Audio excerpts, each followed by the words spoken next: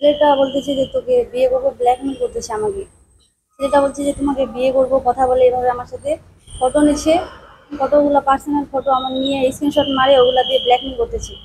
তারপর ছেলেটা আমার কাছে টাকাও নিচ্ছে, ওর ফেসটা কিন্তু দেখায়নি। ও টাকা নেওয়ার পর এখন ওর কাছে ফটো আছে, বলতেছে যে ও কথা না বলে আমি ওগুলো ফটোগুলো ভাইরাল করে দেবো।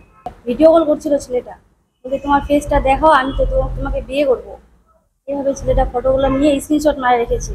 তবে আমাকে জানায়নি যে স্ক্রিনশট আছে। কিছুদিন কথা না বলে ছেলেটা ধমকি দেয় যে কথা না বললে ফটোগুলো আমি ভাইরাল করবো।